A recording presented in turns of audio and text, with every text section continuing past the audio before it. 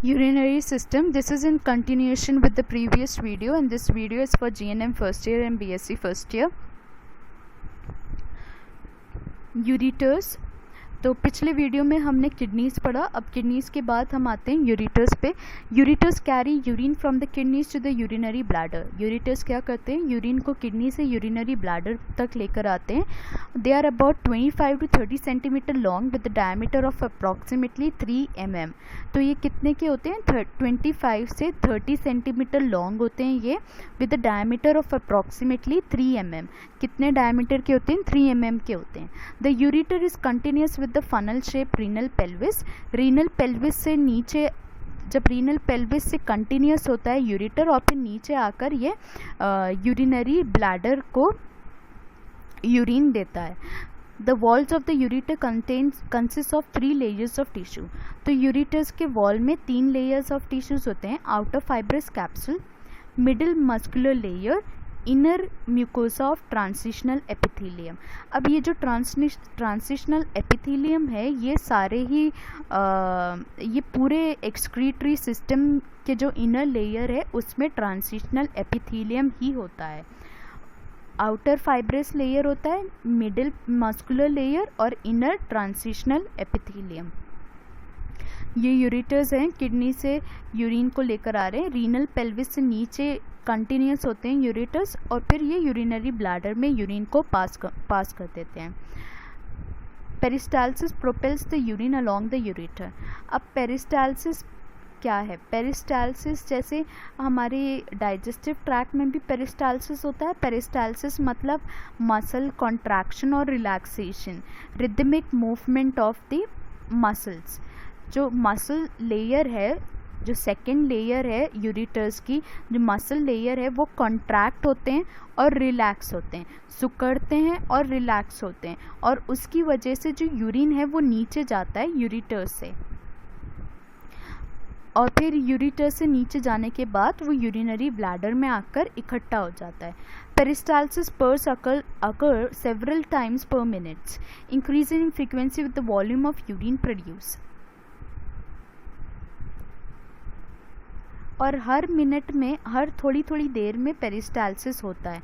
Peristalsis क्या होता है? जो मसल्स होते हैं यूरिटर्स के वो कॉन्ट्रैक्ट करते हैं, सिकुड़ते हैं और रिलैक्स होते हैं ताकि जो यूरिन है वो नीचे जा सके. Urinary bladder. The bladder is रफली pear shape but becomes more balloon shape as it fills with urine.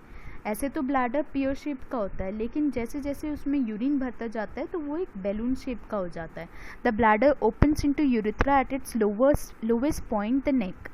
तो ब्लैडर जो है यूरिथ्रा में खुलता है at its lowest point the neck.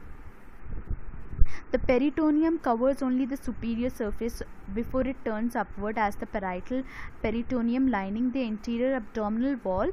Posteriorly it surrounds the uterus in the female and the rectum in the male. The bladder wall is composed of 3 layers. तो जो peritoneum है वो ब्लैडर को सिर्फ एक तरफ से कवर करती है. It covers only the superior surface before it turns upward. जो सुपीरियर ऊपर का सरफेस है बस उसी को पेरिटोनियम कवर करती है, क्योंकि ब्लैडर के पीछे की तरफ फीमेल्स में वजाइना होता है और यूट्रस होता है और मेल्स में रेक्टम होता है.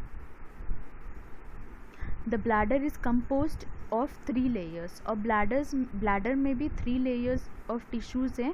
The outer layer of loose connective tissue containing blood, lymphatic vessels and nerves.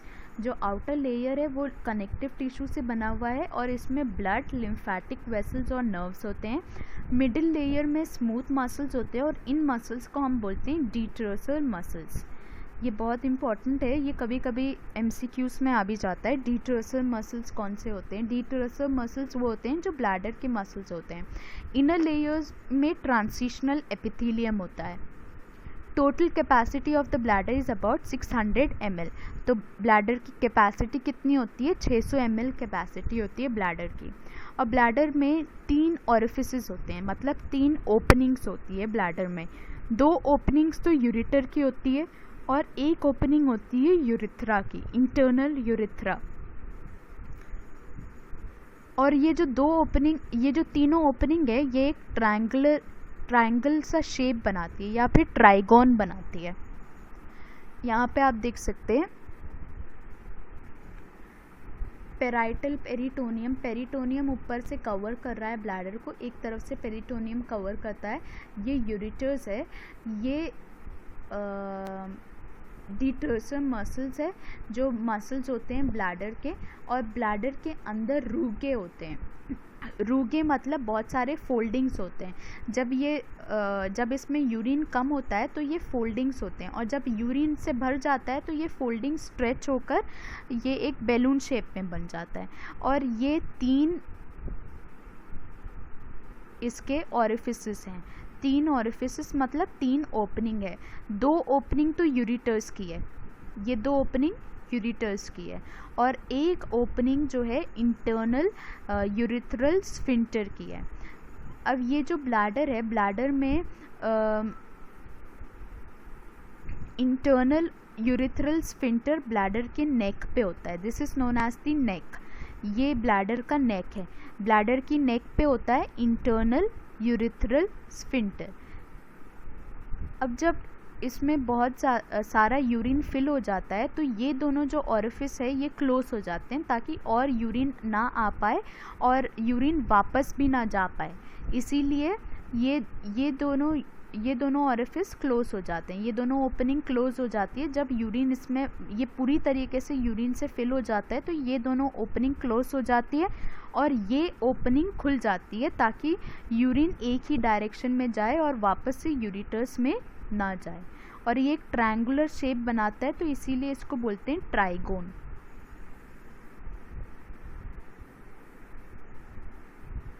ये मेल यूरेथ्रा है।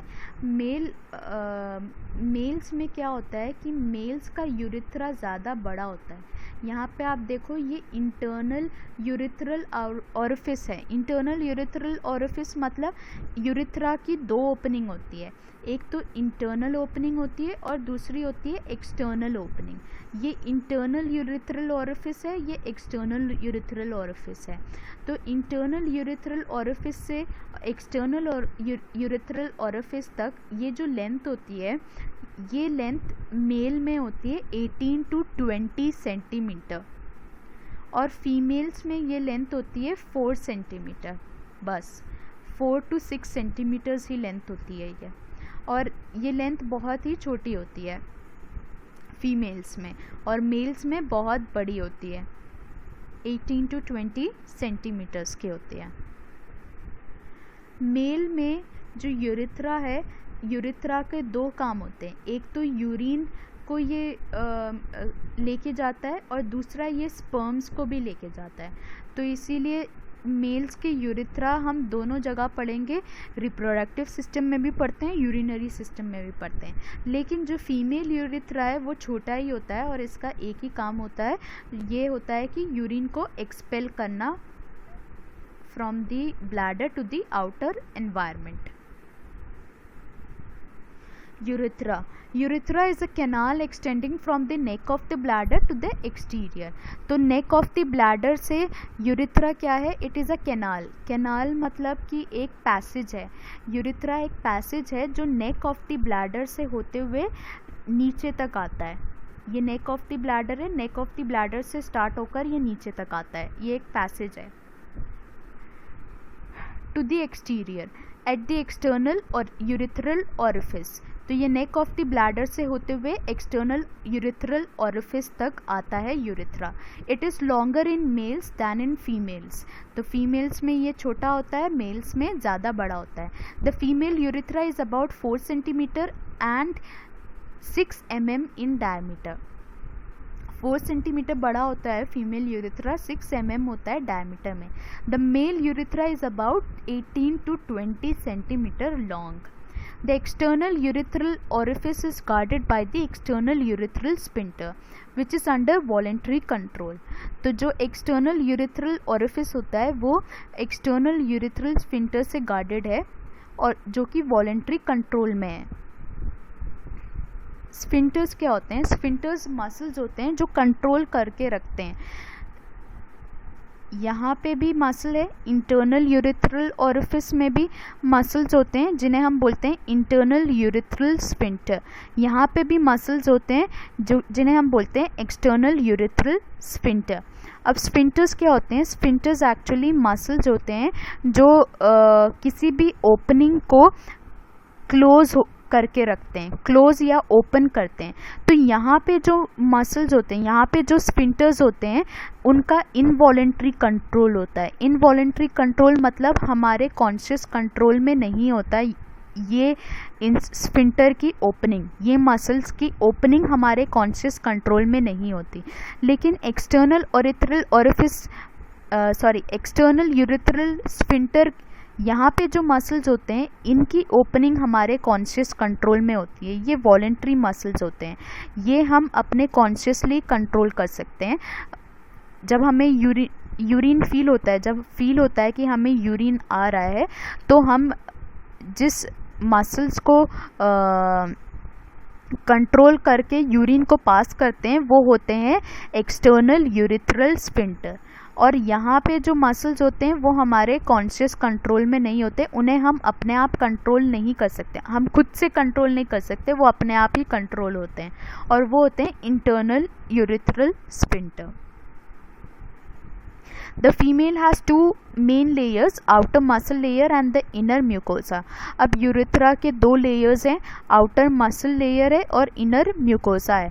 और मसल लेयर भी दो टाइप के होते हैं फीमेल यूरिथ्रा में, inner layer of smooth muscles जो कि ऑटोनॉमिक कंट्रोल में होते हैं, मतलब हमारे कॉन्शियस कंट्रोल में नहीं होते, और outer layer of striated muscles जो कि वॉलेंट्री कंट्रोल में होते हैं, जिन्हें हम कंट्रोल कर सकते हैं। तो दो तरीके, यूरिथ्रा में दो तरीके के मसल्स होते हैं, एक तो स्मूथ मसल्स होते हैं जो हमारे कॉन्शियस कंट्रोल में नहीं होते, और दूसरे स्ट्राइएटेड मसल्स होते हैं जो जिन्हें हम खुद से कंट्रोल कर सकते हैं। और ये स्ट्राइएटेड मसल्स ही बनाते हैं एक्सटर्नल यूरिथ्रल स्फिंक्टर्स को। मिक्चुरेशन। अब मिक्चुरेशन क्या होता है? मिक्चुरेशन या urination is the release of urine from the urinary bladder through the urethra to the outside of the body. जब यूरिन हम पास कर देते हैं, the act of voiding the passing of urine, इसको बोलते हैं मिक्चुरेशन या फिर यूरिनेशन। अब इन्फेंट्स में यूरिनेशन इनवॉलेंट्री कंट्रोल में होता है। इनवॉलेंट्री कंट्रोल मतलब उनके ऊपर उनका अपने ब्लैडर पे कंट्रोल नहीं होता, वो यूरिन को रोक नहीं सकते, उनका पेशाब अपने आप ही पास हो जाता है। लेकिन अडल्ट्स में यूरिनेशन जो है वॉलेंट्री कंट्रोल में होता है, हम यूरिन को रोक सकते हैं, हमारा पेशाब अपने आप नहीं पास होता। हमें ये पता होता है कि हमें कब पास करना है यूरिन को और कब पास नहीं करना। तो there is a slight difference. इसमें क्या होता है कि जब यूरिन ब्लैडर में भरता है तो जो ब्लैडर के मसल जो ब्लैडर की जो वॉल्स है, ब्लैडर की वॉल में कुछ रिसेप्टर्स होते हैं, वो रिसेप्टर्स इंफॉर्मेशन को भेजते हैं स्पाइनल कॉर्ड से। और स्पाइनल कॉर्ड क्या करती है? स्पाइनल कॉर्ड वापस से इंफॉर्मेशन को भेजती है to the muscles. Spinal cord वापस से मोटर न्यूरॉन्स के थ्रू इंफॉर्मेशन को भेजती है टू दी डीट्रोसर मसल्स। और डीट्रोसर मसल्स जो है कॉन्ट्रैक्ट करते हैं। ये कौन से मसल्स है? ब्लैडर के मसल्स है। ब्लैडर के मसल्स जो है कॉन्ट्रैक्ट करते हैं और इंटरनल यूरिथ्रल स्फिंक्टर रिलैक्स होता है और यूरिन फिर नीचे चला जाता है और ब्लैडर से निकलकर बॉडी से बाहर चला जाता है इन्फेंट्स में। यहाँ पे ब्रेन का कोई कंट्रोल नहीं होता, ये सब कंट्रोल स्पाइनल कॉर्ड से होता है। लेकिन अडल्ट्स में क्या होता है? अडल्ट्स में ब्रेन भी इन्वॉल्व होता है। जो सेंसरी इंफॉर्मेशन है वो स्पाइनल कॉर्ड से होते हुए ब्रेन तक जाती है और फिर हमें महसूस होता है कि हमारा ब्लैडर भर गया है, और उसके बाद हम वॉशरूम जाते हैं और फिर पास ऑन करते हैं यूरिन को। लेकिन इन्फेंट्स में ब्रेन का कोई रोल नहीं होता, स्पाइनल रिफ्लेक्स से ही यूरिन पास हो जाता है। यहाँ पे आप देखो, ये ब्लैडर है, ब्लैडर की मसल्स है। अब ब्लैडर की वॉल में कुछ रिसेप्टर्स होते हैं। जब ब्लैडर स्ट्रेच होता है तो वो रिसेप्टर्स इंफॉर्मेशन को भेजते हैं with the help of the sensory neurons to the spinal cord, और स्पाइनल कॉर्ड फिर इंफॉर्मेशन को भेजता है with the help of the motor neurons to the muscles of the bladder. और फिर ब्लैडर के जो मसल्स होते हैं, डिटर्सर मसल्स, वो क्या होते हैं, कॉन्ट्रैक्ट करते हैं, और कॉन्ट्रैक्ट करने के बाद जो है और इंटरनल यूरिथ्रल स्फिंक्टर रिलैक्स होता है, और उसके बाद जो भी यूरिन है वो नीचे आ जाता है। ये होता है इन्फेंट्स में, ये इन्फेंट्स में होता है। लेकिन अडल्ट्स में क्या होता है, यहाँ से इंफॉर्मेशन जाने के बाद स्पाइनल कॉर्ड में जब इंफॉर्मेशन पहुँचती है तो इंफॉर्मेशन ब्रेन तक जाती है, और फिर हमें एहसास होता है कि हमारा ब्लैडर फुल हो चुका है, और फिर हम उसके बाद वॉशरूम जाते हैं, और वॉशरूम जाने के बाद हम क्या करते हैं, वॉशरूम जाने के बाद क्या होता है कि स्पाइनल कॉर्ड जो है ये मसल्स को कॉन्ट्रैक्ट करती है, इस मसल को रिलैक्स करती है, और फिर हम एक्सटर्नल स्फिंक्टर्स को खुद से रिलैक्स करते हैं, और फिर उसके बाद यूरिन पास ऑन होता है। तो थोड़ा सा फ़र्क होता है बेबीज़ के मिक्चुरेशन में और अडल्ट्स के मिक्चुरेशन में।